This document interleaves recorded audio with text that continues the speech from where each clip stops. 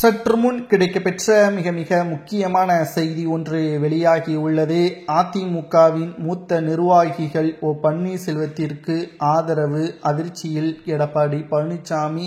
இதை பற்றி தான் இந்த வீடியோவில் முழுமையாக தெளிவாக நாம் பார்க்க போகிறோம். அதிமுகவில் எடப்பாடி பழனிசாமியின் தலைமை சரியில்லை, பல்வேறு விமர்சனங்கள் முன்வைக்கப்பட்டு வரக்கூடிய நிலையில் தேர்தல் நேரத்தில் வாக்காளர்களுக்கு எந்த ஒரு பிரச்சாரங்களையும் இதுவரை நேரடியாக எடப்பாடி பழனிசாமி அவர்கள் பணத்தை கொடுத்துதான் கூட்டத்தை கூட்டி வருகிறார். தானாக எந்த ஒரு கூட்டமும் வரமாடுகிறது என்றும் இதனால் ஓட்டுக்களது எண்ணிக்கை கணிசமாக குறையும், கூட்டம் கூடினால் ஓட்டுக்கள் விழும் என்பது அர்த்தம் கிடையாது.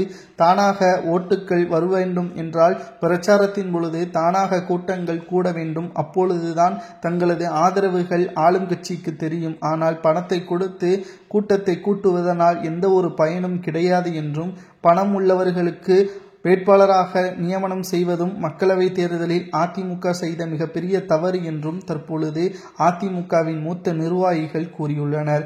அதிமுகவின் மூத்த நிர்வாகிகளான செங்கோட்டையன், KP முனுசாமி தற்பொழுது திடீரென்று பன்னீர்செல்வத்திற்கு ஆதரவாகவும் அதிமுகவில் கட்சியிலிருந்து நீக்கப்பட்டவர்களை மீண்டும் இணைப்பது பற்றியான ஆலோசனையை மேற்கொள்ள வேண்டும் என்ற தகவலும் தற்பொழுது கிடைக்கப்பெற்றுள்ளது. அது மட்டுமல்ல, அனைத்து இந்திய அண்ணா திராவிட முன்னேற்ற கழகத்தின் பெரும்பான்மையான நிர்வாகிகளும் தொண்டர்களும் முழுக்க OPSற்கு ஆதரவாக இருப்பதால் புதிய கட்சியையும் OPS அவர்கள் தொடங்கிவிட்டார். செப்டம்பர் மாதத்தில் மாநாடு என்பதையும் அறிவித்துவிட்டார்.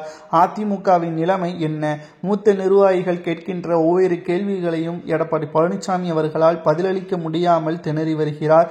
2026 சட்டசபை தேர்தலில் அதிமுக தோல்வியடைந்த பிறகு நீங்கள் மன்னிப்பு கேட்டாலும் கட்சியிலிருந்து நீக்கப்பட்டவர்களை மீண்டும் இணைத்தாலும் எந்த ஒரு பயனும் இல்லை என்று செங்கோட்டையன், KP முனுசாமி உள்ளிட்ட தென் மாவட்ட நிர்வாகிகள் இணைந்தும் கூறியுள்ளது பெரும் அரசியல் வட்டாரத்தில் பரபரப்பை ஏற்படுத்தியுள்ளது.